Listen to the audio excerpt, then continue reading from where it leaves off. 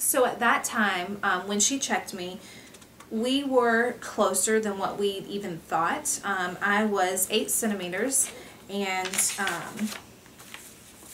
with contractions coming nearly back to back, and I was feeling a lot of pressure in my bottom, like I needed to pass gas, but it wasn't that feeling, and so I knew that was the baby just getting lower and just ready to come out. They were getting everything set up for delivery in my room, but I didn't really, I kind of paid attention to what was going on in between contractions. I wasn't completely miserable. I knew what was going on. My husband is just a jokester, silly kind of guy, and I guess I find comfort in that, because he was even doing that through my labor process, and it kind of just, I was laughing in between contractions. It just made me feel comfortable, just because that's how our relationship is. That's how he is. So he kind of, made it a little bit more comfortable for me, just with his normal, the way that he is. So they were getting the squat bar in place on my bed.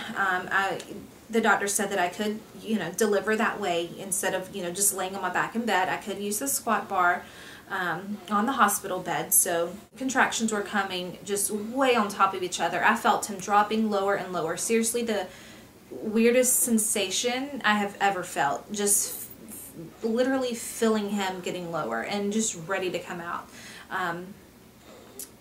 I started getting really hot. My hospital room was kind of warm to me anyways, but I started getting really hot. I was wanting to just strip off the gown, and at that time I still had the normal gown and then one over my back, because I was walking around and mobile and everything. So they took the one off my back and started wetting washcloths, putting cool washcloths on my neck, on my head. I was just so hot. I was like almost drenched in sweat. I was so hot, and that's all that I could say was how hot I was. At that time, they had already called my doctor. He, is about 5 minutes away, for when he gets the call to come on. They call my doctor, and at this point, my body was starting to naturally push. They wanted me to get into position on the bed, so I got on the bed. I was leaning up against the squat bar, and my body was just pushing like I couldn't control it. He was ready to come out.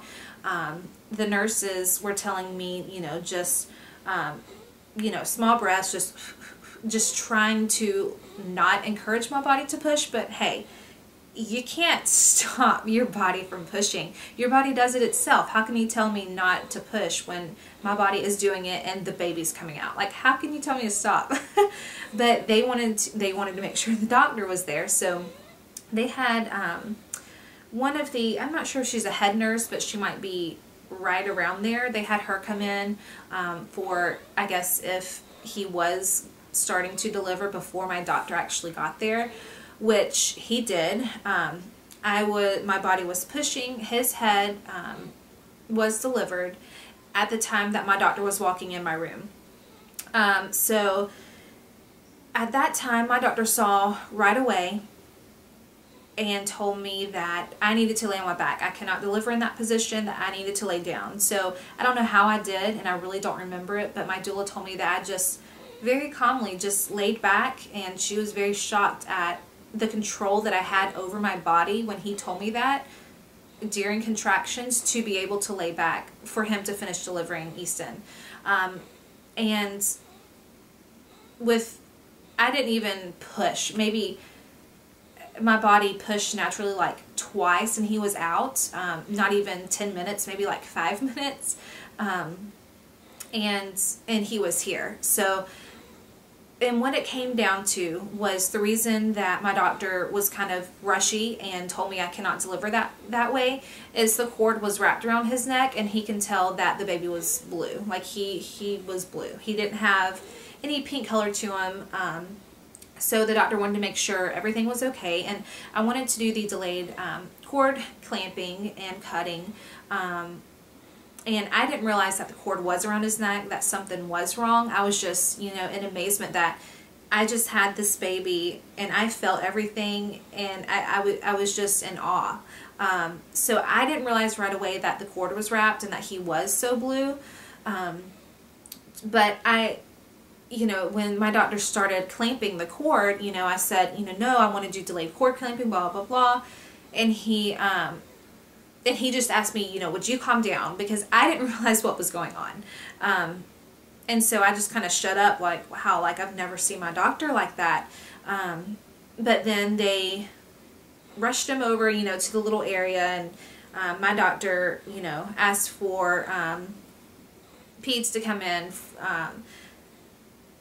And at that time I got really scared. I was just looking over there, starting to get so worried about him, like, what's going on? Why can't I hold my baby? Why couldn't we do delayed cord clamping? Why are they calling, you know, the specialist in, you know, after my baby is delivered? You know, what's going on? I started to hear him cry, and my family was over with him. Justin went over to him, and I'm getting emotional even talking about it. But he picked up right away and was crying, and everything was fine, but I still haven't really seen my baby. I hadn't held my baby. I wanted him, and all I could say was, I want him. Is he okay? I want him. I want to hold him. So they went ahead and, you know, kind of cleaned him up a little bit, and, you know, making sure, kind of suctioning him, making sure that he's good, and, you know, kind of did all that really quick, and they put a diaper on him, and then brought him over to me, and so it felt so good to hold him, and I just held him. We, you know, did skin to skin for a while. We went ahead and nursed, and he latched and nursed right away on both sides. Delivered the placenta, and it came right out. No issues with that. I did have barely a first degree tear. My doctor even kind of called it a skid mark, so I did have to have a few stitches from that. I did have to have stitches with Kaylin too, and I really wanted to prevent that this time, but no worries, you know, it's all good. But my doctor, you know, put a few stitches in, and all was good. I had my little guy. He was healthy. He was fine. Just the little scare, you know, with him being so blue when he was born. So he ended up being born at 2:28 p.m. on September 8th. So I checked into the hospital. I was admitted at 9 o'clock. So from 9 o'clock, being 4 to 5 centimeters, to him being born at 2:28 was my time of being in active labor until I had him. So maybe 5.5 hours I was in active labor, and he was born. So I had an awesome experience.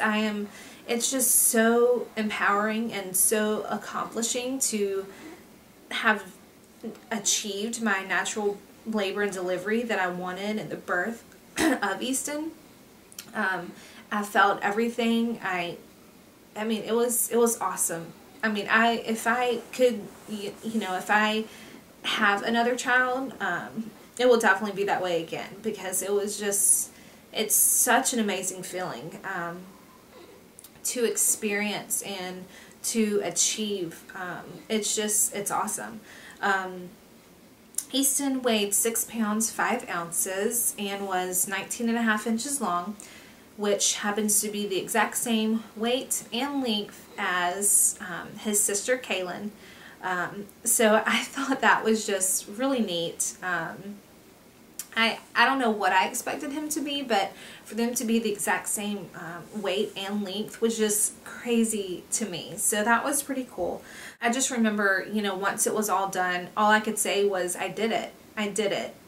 And when I say I did it, I had the natural birth that I wanted, and I was so happy because I did get an epidural with Kaylin. I did have some medication, and I did have partial induction with her, so I was happy. I did it, and it felt awesome. So that about sums up my labor and delivery story with Easton.